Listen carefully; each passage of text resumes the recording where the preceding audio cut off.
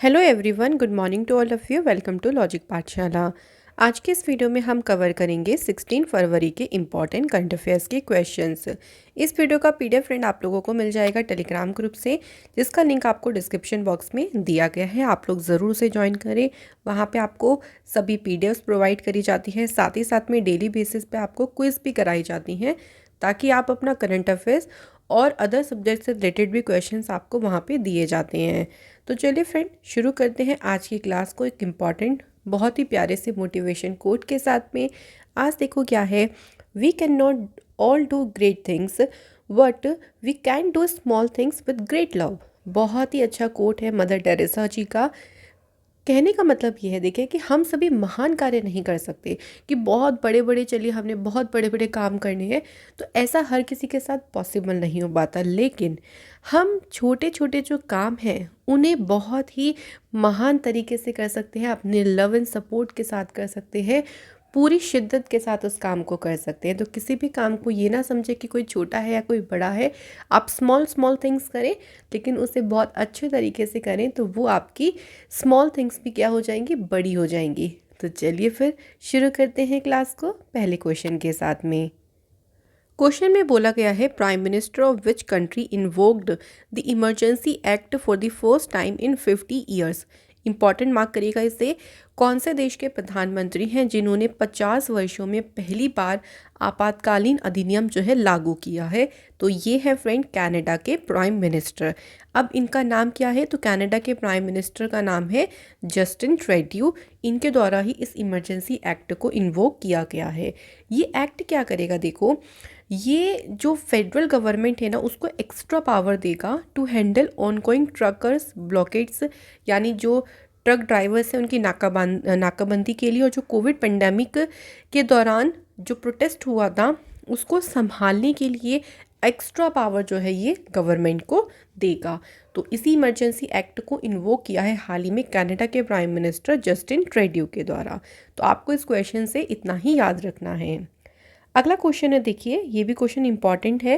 Union minister of tribal sanctioned how many rupees for the festival of Medaram Jatara. देखिए, ये जो त्यौहार है जिसका नाम है मेदाराम जथारा, इस त्यौहार के लिए भी हाल ही में ट्राइबल जो मिनिस्टर हैं उन्होंने कितने रुपए की मंजूरी दी है। अब ट्राइबल अफेयर मिनिस्टर कौन है, तो ये भी हमें पता होना चाहिए, अर्जुन मुंडा जी हैं। ठीक है, अब यहाँ पे आंसर हो जाएगा 2.26 करोड़ रुपए जो हैं इसके लिए सैंक्शन करे गए हैं।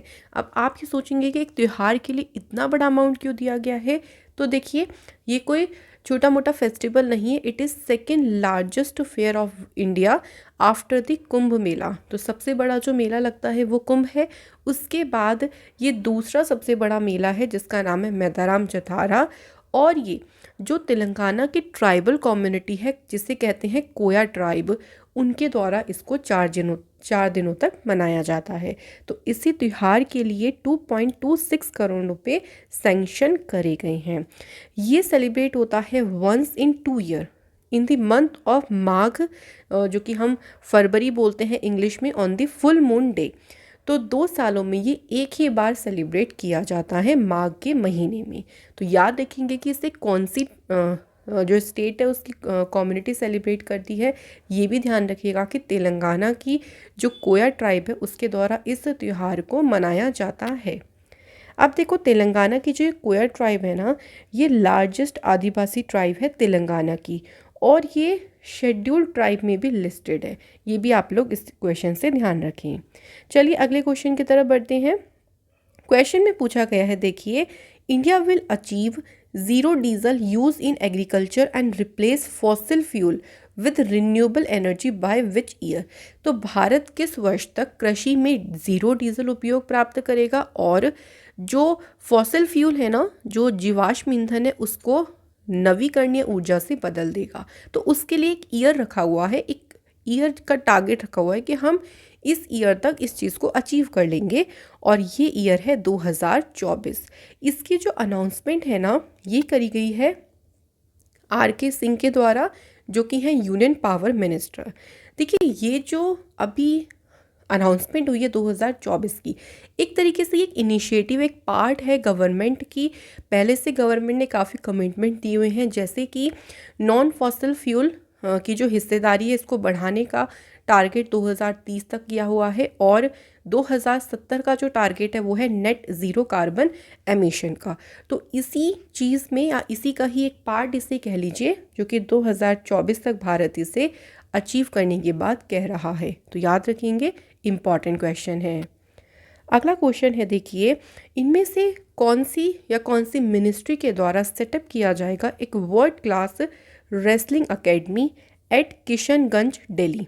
तो किशनगंज जो कि दिल्ली में है, उनके वहाँ पर विश्व स्तरीय कुश्ती अकेडमी स्थापित कौन करेगा? तो आपका आंसर है मिनिस्ट्री ऑफ रेलवेज। अब ये मिनिस्ट्री किसके पास है? तो आपको याद होना चाहिए कि ये मिनिस्ट्री है अश्विनी वैष्णव के पास में। ये जो रेसलिंग अकेडमी होगी ना, ये इंडिया की सबसे बड़ी अकेडमी होगी, जिसमें पूरा ये इक्विप्ड होगी। इसमें एडवांस्ड ट्रेनिंग फैसिलिटीज़ होगी, जो कि रेसलर्स को एक अपॉर्चुनिटी प्रोवाइड करेगा to become champions in one's time to come. तो आगे उनको चैम्पियन बनने में, क्योंकि देखिए जब हमें किसी चीज़ में आगे बढ़ना है तो उसके लिए फैसिलिटीज़ भी तो होनी चाहिए। तो यही सारी फैसिलिटीज़ इस एकेडमी में रेसलर्स को प्रोवाइड करी जाएंगी, ताकि उनको आगे वर्ल्ड लेवल चैम्पियन बनने में काफ़ी मदद मिल सके। अब इसी के साथ मैं आपको अगली न्यूज़ पे बढ़ते हैं हम लोग अगली न्यूज़ पे। अगली न्यूज़ है, ministry of new and renewable energy is conducting a program of renewable energy as a part of Azadi ka Amrit Mahotsav. ये जो प्रोग्राम ये कंडक्ट कर रही है ना, इस प्रोग्राम का हमें नाम बताना है। तो इस प्रोग्राम का नाम है न्यू फ्रंटियर्स, इसका नाम रखा गया है। क्वेश्चन ये भी बन सकता था कि ये जो प्रोग्राम है इसको कौन सी मिनिस्ट्री कंडक्ट कर रही है? तो ministry of new and renewable energy. और इसके मिनिस्टर कौन है? तो RK सिंह जी के पास ये मिनिस्ट्री है। तो दोनों तरीके से इस क्वेश्चन को ध्यान रखिएगा। ये जो प्रोग्राम है, देखिए, आज शुरू होगा और 18 तक ये प्रोग्राम चलेगा। इसी प्रोग्राम के तहत एक फिजिकल इवेंट भी यहाँ पर कंडक्ट कराया जाएगा, जिसका टाइटल रखा गया है India's leadership in energy transition. तो विज्ञान भवन में इस जो इवेंट है इसका आयोजन किया जाएगा इसी प्रोग्राम के तहत। तो याद रखेंगे, प्रोग्राम का नाम भी क्या है? New frontiers. और कौन इस प्रोग्राम को शुरू कर रहा है? Ministry of new and renewable energy. अब मैं आपको कुछ और न्यूज़ जो है हम लोग रिवाइज करते हैं, किसी न किसी के द्वारा देखिए लॉन्च किए गए होंगे। जैसे पहला है, देखो, नाबार्ड ने अभी हाल ही में क्या लॉन्च किया है? जीवा प्रोग्राम, जो कि नेचुरल फार्मिंग को प्रमोट करेगा। इसके अलावा रेलवे प्रोटेक्शन फोर्स ने आहट जो ऑपरेशन है इसको शुरू किया है टू कर्ब ह्यूमन ट्रैफिकिंग का मतलब होता है मानव तस्करी को रोकने के लिए। अगला देखिए, लोकसभा स्पीकर जो ओम बिरला जी हैं, उन्होंने एक मोबाइल एप्लीकेशन शुरू करी है जिसका नाम है डिजिटल संसद एप्लीकेशन। इसके बाद प्राइम मिनिस्टर मोदी जी के द्वारा आज़ादी का अमृत महोत्सव से स्वर्णिम भारत की ओर प्रोग्राम को लॉन्च किया गया। तो कुछ अदर लॉन्चेस हैं जिनके बारे में ध्यान रखिएगा। चलिए अगला न्यूज़ चलते हैं, हम लोग अगली न्यूज़ की तरफ बढ़ते हैं। क्वेश्चन में पूछा है, which of the following cities central jail has got its own radio channel, जिसका नाम है जेल वानी FM 18.77। तो ये किस शहर की केंद्रीय जेल का अपना रेडियो चैनल है? आंसर हो जाएगा इंदौर। और इंदौर कहाँ पे आता है? मध्य प्रदेश स्टेट में। तो मध्य प्रदेश में जो सेंट्रल जेल ऑफ इंदौर है, उनके द्वारा खुद का एक रेडियो चैनल इन्होंने शुरू किया है। अब इस रेडियो चैनल के माध्यम से जो भी कैदी हैं, है ना, जो दुनिया में क्या चीज़ हो रही है, क्या घटनाएं हो रही हैं, इसके बारे में वो जान सकेंगे। साथ ही साथ में हेल्थ और सोशल इश्यूज़ के जो भी इंफॉर्मेशन है वो सारी इंफॉर्मेशन भी उनके तक पहुंच पाएगी। तो एक तरीके से बाहर की दुनिया के साथ में वो थोड़ा कनेक्ट रहेंगे, उनको पता चल सकेगा कि आखिर बाहर चल क्या रहा है। ठीक है, तो उसी के पर्पस को ध्यान में रखते हुए इस रेडियो चैनल को शुरू किया है। अब बात आती है, देखो, मध्य प्रदेश की। तो आप देख सकते हैं यहाँ पे आता है बिल्कुल मिड में मध्य प्रदेश, जिसकी कैपिटल है भोपाल। यहाँ पे गवर्नर है मंगूभाई छगनभाई पटेल और यहाँ के सीएम है शिवराज सिंह चौहान। देखिए मध्य प्रदेश में काफ़ी सारे नेशनल पार्क हैं जो कि आपके एग्ज़ाम पॉइंट ऑफ व्यू से इम्पॉर्टेंट है। चलिए एक एक करके इनको पढ़ते हैं। सबसे पहले देखिए Bandhavgarh Kanha tiger reserve, Madhav national park, इसको छोड़िए Panna national park, Pench national park, Sanjay national park, Satpura national park और वन विहार नेशनल पार्क। तो ये सभी इम्पॉर्टेंट है आपके मध्य प्रदेश से। कुछ मैं आपको करंट अफेयर्स रिवाइज करा देती हूँ। तो देखिए मध्य प्रदेश की गवर्नमेंट के द्वारा ग्वालियर में पहला ड्रोन मेला ऑर्गेनाइज किया गया था। यहाँ पे पहली साइबर तहसील को क्रिएट किया गया। इंदौर रेलवे स्टेशन का नाम ट्राइबल आइकन तात्या भील जी के नाम पर रखा गया है। मुख्यमंत्री राशन आपके द्वार योजना यहाँ पे शुरू हुई। मध्य प्रदेश का ही जो इंदौर शहर है उसे इंडिया का पहला वाटर प्लस सर्टिफाइड शहर घोषित किया गया। मध्य प्रदेश की सरकार ने देवन्या स्कीम शुरू करी आयुर्वेदा को प्रमोट करने के लिए और यहाँ पर सांस कैंपेन को शुरू किया गया ताकि जो इन्फेंट मॉर्टेलिटी है उसको कम किया जा सके। पंख अभियान, जो गर्ल चाइल्ड है उनके लिए पंख अभियान को शुरू किया गया है। तो ये कुछ इंपॉर्टेंट करंट अफेयर्स है मध्य प्रदेश से। तो आप लोग ऐसे बार बार ना स्टेट बाय रिवाइज करते रहोगे तो आपको आराम से सब चीज़ें याद हो जाएंगी। चलिए अब बढ़ते हैं अगले क्वेश्चन की तरफ। क्वेश्चन है देखिए, which state has announced the appointment of IPS KV Rajendra Nath Reddy as a new director general of police. अब यहाँ पे हमें पूछ लिया कि स्टेट का नाम बताओ जिनके द्वारा इन्हें पुलिस महानिदेशक के रूप में नियुक्त करने की घोषणा करी है। तो आंसर हो जाएगा आंध्र प्रदेश। तो क्वेश्चन तो ऐसे भी बन सकता था कि आंध्र प्रदेश के नए डायरेक्टर जनरल ऑफ पुलिस कौन अपॉइंट होंगे। तो answer is KV Rajendra Nath Reddy. तो दोनों तरीके से इस क्वेश्चन को बनाया जा सकता है। He would replace the current DGP Gautam Damodar Sawang. तो इनको ये रिप्लेस करेंगे। ऑल्सो देखो he was the recipient of president medal award in 2020। तो उनकी जो सेवा रही है, जो मेरिटोरियस सर्विस उन्होंने करी है, उसके लिए इनको प्रेसिडेंट मेडल अवार्ड से भी सम्मानित किया जा चुका है। इसके बाद है what is the name of program जो कि यस बैंक के द्वारा लॉन्च किया गया है टू को develop digital financial solution for the agriculture sector. तो यस बैंक के द्वारा कृषि क्षेत्र के लिए डिजिटल वित्तीय समाधान विकसित करने के लिए अभी एक प्रोग्राम शुरू किया गया। इस प्रोग्राम का नाम उन्होंने क्या रखा है, यस बैंक एग्री इन्फिनिटी इस प्रोग्राम का नाम रखा गया है, ध्यान रखिएगा। अब ये प्रोग्राम क्या करेगा, देखो कि जो ऐसे एंटरप्रेन्योर्स हैं या ऐसे कह लीजिए कि कुछ ऐसी कंपनीज़ या कुछ भी आप बोल सकते हैं इसको, जो कि फूड और एग्रीकल्चर सेक्टर से जुड़ी हुई हैं, उनको मेंटरशिप प्रोवाइड करेगा। ये उनको सलाह या जो भी मेंटरशिप में प्रोवाइड करना होगा वो सभी उन कंपनीज एंटरप्रेन्योर्स को प्रोवाइड करा जाएगा। यस बैंक का हेडक्वार्टर मुंबई में है और इसकी जो टैगलाइन है वो है एक्सपीरियंस और एक्सपर्टाइज। अगला क्वेश्चन चलिए देखते हैं। कौन सा बैंक है जो कि एक्वायर करेगा Union Bank of India 21% stake in India First Life Insurance company. तो कौन सा bank India First Life Insurance company में यूनियन बैंक ऑफ इंडिया की जो 20% की हिस्सेदारी है इसको अधिग्रहण करेगा। तो बैंक का नाम कौन सा है, बैंक ऑफ बड़ौदा जो है इसे एक्वायर करेगा।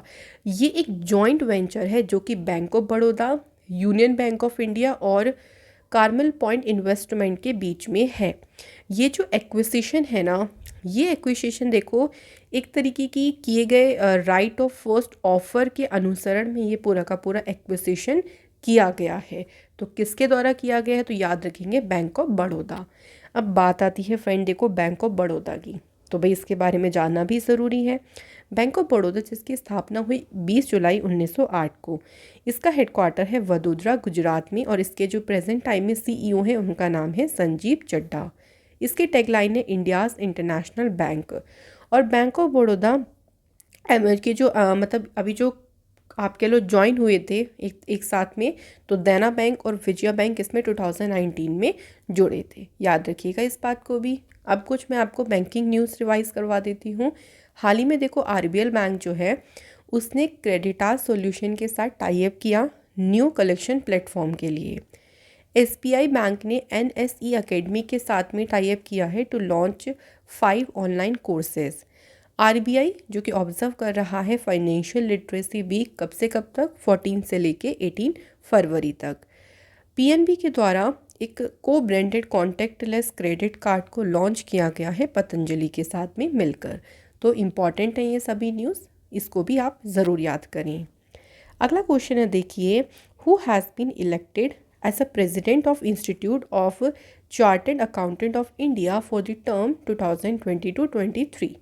तो हाल ही में Institute of Chartered account of India के अध्यक्ष के रूप में किसे चुना गया है?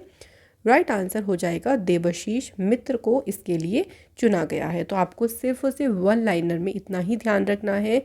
इसी के साथ देखिए, इसी इंस्टीट्यूट में जो वाइस प्रेसिडेंट इलेक्ट हुए हैं उनका नाम है अनिकेत सुनील तलाटी। तो 2 न्यूज़ हमें यहाँ से ध्यान रखनी है।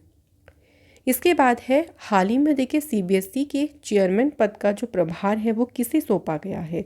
तो राइट आंसर क्या हो जाएगा देखिए, विनीत जोशी। तो सीबीएसई यानी central board of secondary education के जो अब चेयरमैन बने हैं उनका नाम है विनीत जोशी।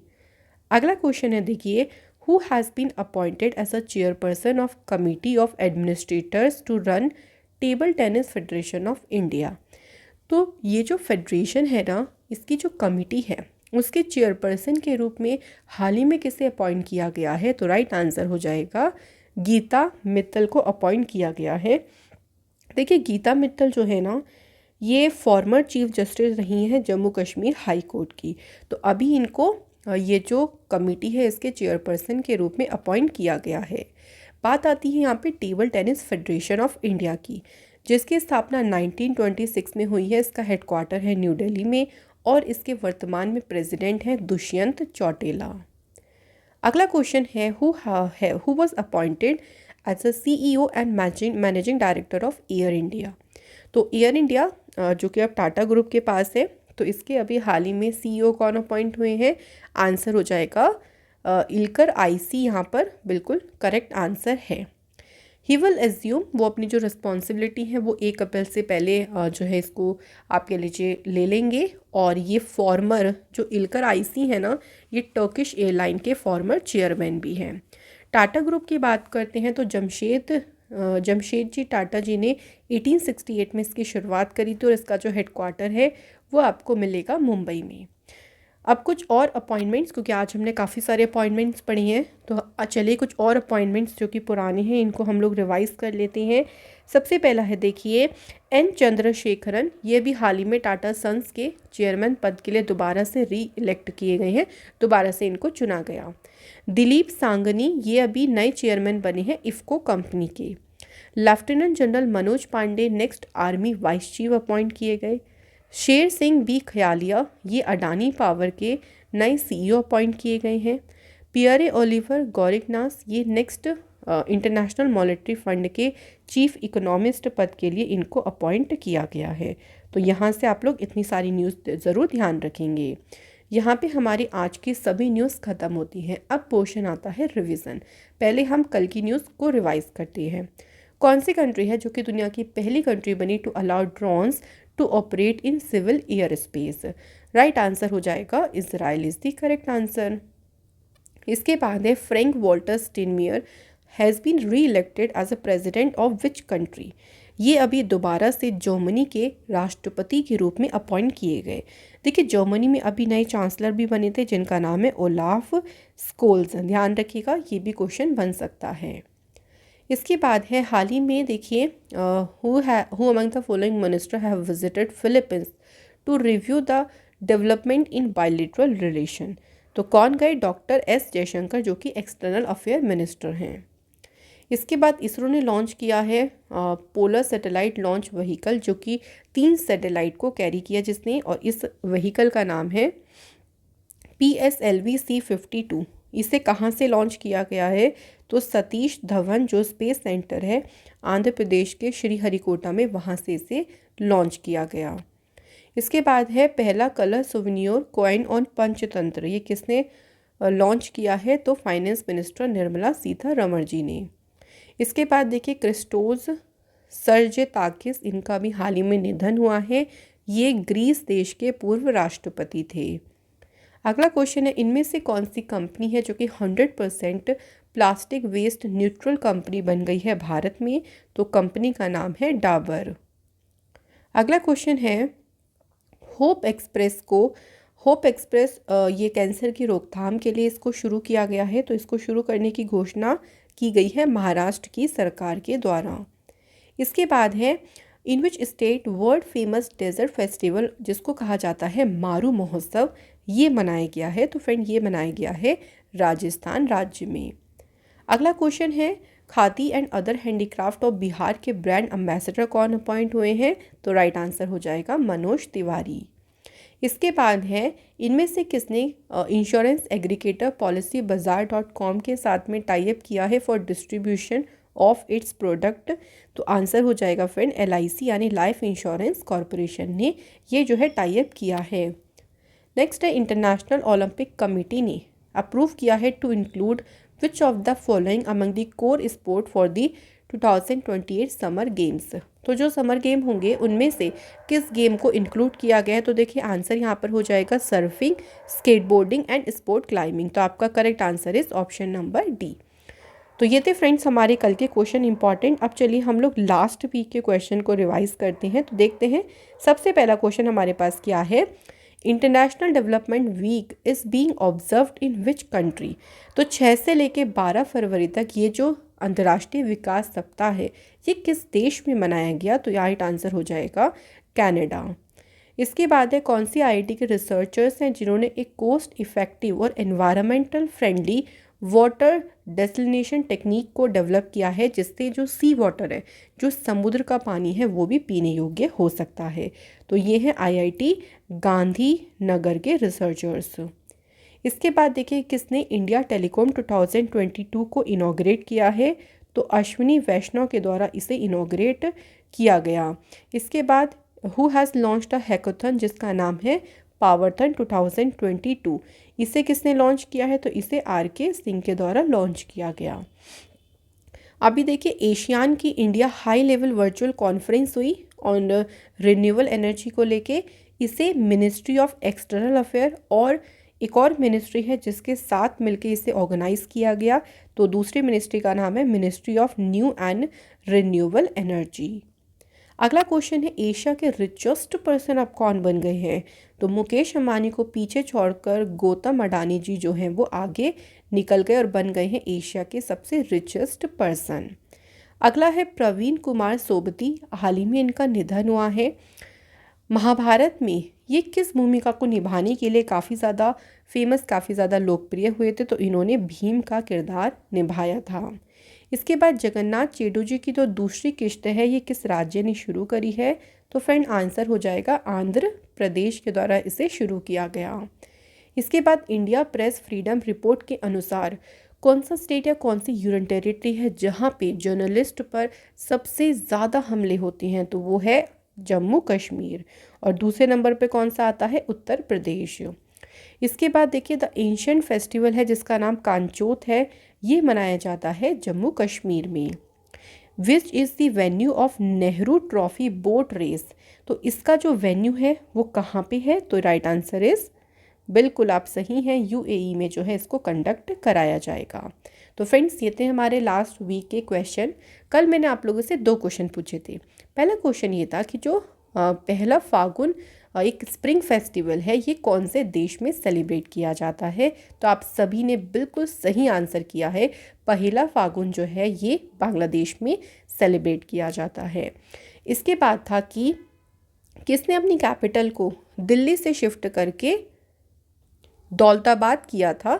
तो आंसर हो जाएगा जो है यहाँ पे करेक्ट आंसर देखिए हो जाएगा मोहम्मद बिन तुगलक। तो देखिए यहाँ पे नीतीश कुमार जी आपका ये वाला आंसर थोड़ा सा आप इसको सही करिएगा।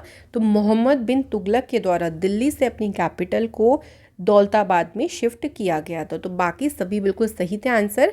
तो नीतीश कुमार जी, बलराम कुमार एंड निखिल शर्मा का आज कॉमेंट है। ऐसे ही आप सब भी ज़रूर कॉमेंट करें ताकि आपका भी नाम यहाँ पे लिया जाए। आज के क्वेश्चन देखिए क्या है, रामकृष्ण मिशन की स्थापना किसके द्वारा की गई थी? पहला क्वेश्चन। दूसरा है, who gave the title of Raja to Ram Mohan राय।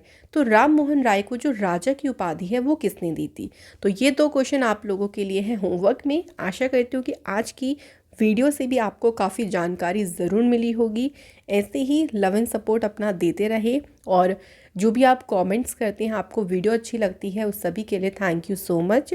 आप लोगों से मिलेंगे नेक्स्ट वीडियो में, और आपकी जो डिमांडिंग वीडियोस है ना, वो भी आपको जल्द ही मिल जाएंगी, तो आप लोग बिल्कुल निश्चिंत रहें। Thank you so much for watching this video.